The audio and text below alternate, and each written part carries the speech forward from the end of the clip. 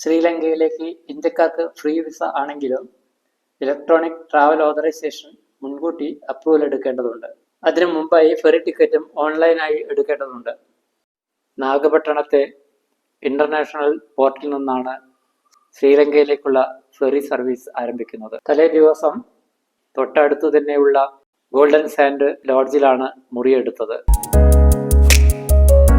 ഉച്ചഭക്ഷണവും അല്പം വിശ്രമവും കഴിഞ്ഞ് വൈകുന്നേരം പുറത്തേക്കിറങ്ങി. തൊട്ട് മുന്നിൽ തന്നെ നാഗപട്ടണത്തെ വലിയ ലൈറ്റ് ഹൗസ് കാണുന്നുണ്ട്. ടിക്കറ്റ് എടുത്ത് മുകളിൽ കയറി. ഒരു വശത്ത് അതിവിശാലമായി പരന്നു കിടക്കുന്ന ബംഗാൾ ഉൾക്കടൽ, മറുവശത്ത് നാഗപട്ടണം.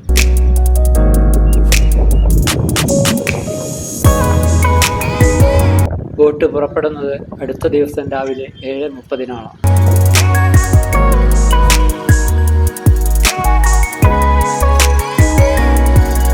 ഫെറി സർവീസ് നടത്തുന്ന ഇന്റർനാഷണൽ പോർട്ടും ഇമിഗ്രേഷന്റെ ഓഫീസ് കെട്ടിടവും ഇവിടെ നിന്ന് കാണാം.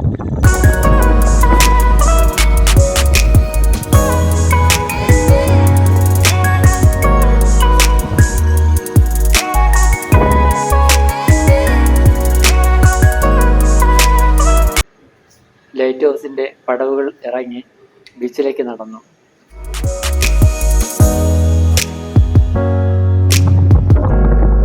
അകലെ ബോട്ട് ദൃശ്യമായി തുടങ്ങി. സമയം 5:30. ശ്രീലങ്കയിൽ നിന്ന് നാഗപട്ടണത്തേക്ക് തിരിച്ചു വരുന്ന ബോട്ടിന്റെ സമയമാണിത്.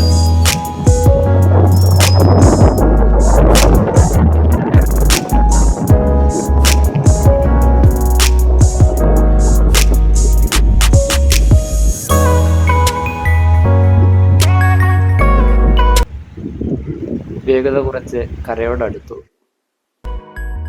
അടുത്ത ദിവസം രാവിലെ 6 മണിക്ക് തന്നെ ഗോൾഡൻ സാൻഡ് ലോഡ്ജിൽ നിന്നും ചെക്കൗട്ട് ചെയ്ത് പുറത്തേക്കിറങ്ങി. നടന്നു തന്നെയാണ് പോർട്ടിൽ എത്തിയത്. വളരെ പെട്ടെന്ന് തന്നെ പരിശോധനകളെല്ലാം കഴിഞ്ഞു. അടുത്തതായി വിശ്രമമുറിയിലേക്ക്. എനിക്ക് മുമ്പേ തന്നെ എത്തിച്ചേർന്നവർ അവിടെയുണ്ട്. വളരെ യാദൃശ്ചികമായാണ് മലപ്പുറത്തു നിന്നുള്ള 8 പേരടങ്ങുന്ന ഒരു സംഘവുമായി പരിചയപ്പെട്ടത്. ശ്രീലങ്ക സന്ദർശിക്കാനാണ് അവരും എത്തിയിരിക്കുന്നത്. തുടർന്നുള്ള യാത്രയിൽ അവരോടൊപ്പമായിരുന്നു ഞാനും സഞ്ചരിച്ചത്. താമസിയാതെ ബോട്ടിലേക്ക് കയറാനുള്ള നിർദ്ദേശമെത്തി. ലഗേജുമായി എല്ലാവരും കരക്കടുപ്പിച്ച് നിർത്തിയിരിക്കുന്ന ബോട്ടിലേക്ക് യാത്രയായി.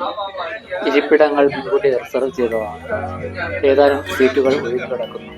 അല്പസമയത്തിനകം ബോട്ട് തലതിരിച്ച് ബംഗാൾ ഉൾക്കടലിലൂടെ യാത്രയായി. നാഗപട്ടണം പോർട്ടിൽ നിന്ന് ബോട്ട് അകന്നു പോകുന്നത് എല്ലാവരും നോക്കി നിന്നു. തമിഴ്നാടിന്റെ തീരത്തുകൂടെയാണ് ആദ്യം കുറേ ദൂരം സഞ്ചരിച്ചത്.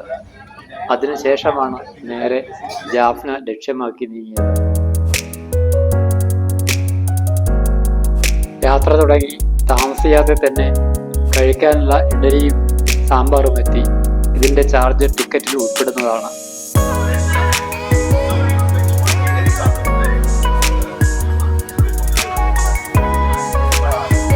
മുൻഭാഗത്തിരിക്കുമ്പോൾ ബോട്ട് വളരെ ശാന്തമായി നീങ്ങുന്നതായി തോന്നി. എന്നാൽ പിൻഭാഗത്ത് എഞ്ചിന്റെ വൈബ്രേഷൻ നന്നായി അനുഭവപ്പെടുന്നുണ്ട്. കടലിലെ ഓളപ്പരപ്പിനെ പാൽനുരയാക്കി മാറ്റിക്കൊണ്ടാണ് ബോട്ട് നീങ്ങുന്നത്.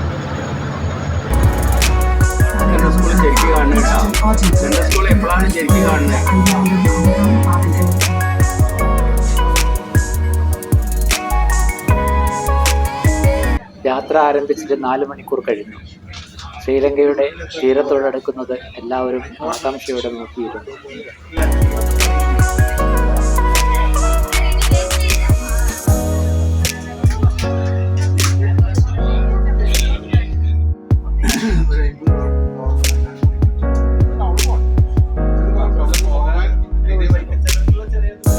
ശ്രീലങ്ക അധികൃതരും ഒരു ചെറിയ ബസ്സും ഞങ്ങളുടെ വരവ് കാത്ത് കരയിൽ നിൽക്കുന്നുണ്ട്.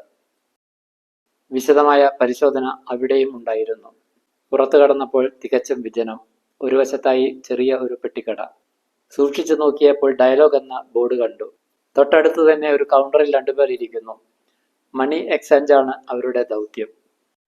KKS പോർട്ടിൽ നിന്നും ഞങ്ങൾ 9 പേരടങ്ങുന്ന സംഘം താമസ സ്ഥലത്തേക്ക് ഒരു വാഹനത്തിലാണ് യാത്ര തുടങ്ങിയത്. തികച്ചും യാദൃശ്ചികമെന്ന് പറയട്ടെ, അവർ ബുക്ക് ചെയ്ത അതേ ഹോസ്റ്റലിൽ തന്നെയായിരുന്നു എൻ്റെ ബുക്കിങ്ങും.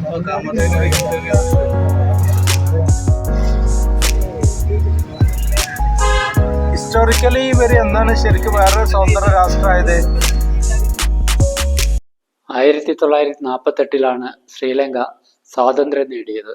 സാമാന്യം ചെലവ് കുറഞ്ഞ രീതിയിൽ താമസിക്കാൻ പറ്റിയ ഒരു ഇടമാണ് യാൾ ഹോസ്റ്റൽ.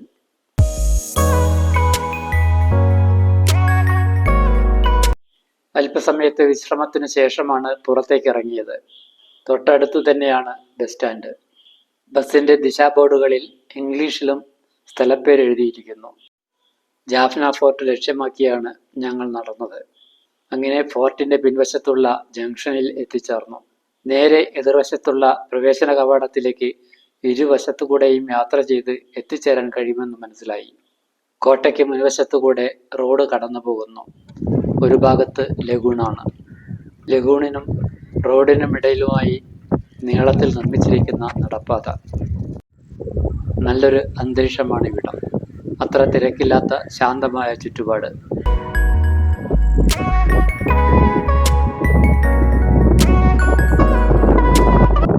വഴിവിളക്കുകൾ പ്രകാശിച്ചു തുടങ്ങിയിരിക്കുന്നു. കോട്ടയ്ക്കകത്തേക്കുള്ള പ്രവേശന മാർഗം LED ലൈറ്റുകളിൽ തെളിഞ്ഞു കാണുന്നുണ്ട്. തിരിച്ചു വരുന്ന വഴി മത്സ്യ മാർക്കറ്റ് കണ്ടു. വളരെ വൃത്തിയിൽ വിശാലമായി നിർമ്മിച്ചിരിക്കുന്ന മത്സ്യ മാർക്കറ്റ്.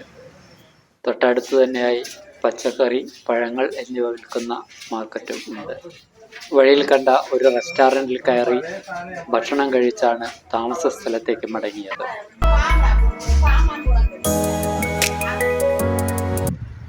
രാവിലെ വളരെ നേരത്തെ തന്നെ പുറത്തിറങ്ങുന്നതിനായി എല്ലാവരും റെഡിയായി കഴിഞ്ഞിരിക്കുന്നു. ജാഫ്നയിലെ ദീർഘദൂര ബസ് സ്റ്റാൻഡിന് മുന്നിലൂടെയായിരുന്നു യാത്ര. ഫോർട്ട് എത്തുന്നതിന് മുമ്പായി ജാഫ്ന ലൈബ്രറി കണ്ടു. ഇത് വളരെ പ്രസിദ്ധമാണ്. ലൈബ്രറിയും പിന്നിട്ട് അല്പദൂരം കൂടി നടന്നപ്പോൾ ഒരു സ്മാരകത്തിന് മുന്നിലെത്തി. തന്തൈ സെൽവ മെമ്മോറിയൽ നിണവിടം എന്നാണ് ബോർഡ് വെച്ചിരിക്കുന്നത്. കോട്ടയിലേക്ക് പ്രവേശിക്കാൻ ഇനിയും സമയം ബാക്കിയാണ്. അടുത്ത ദ്വീപിലേക്ക് നിർമ്മിച്ചിരിക്കുന്ന പാലത്തിൽ അല്പദൂരം സഞ്ചരിച്ച ശേഷം മടങ്ങി.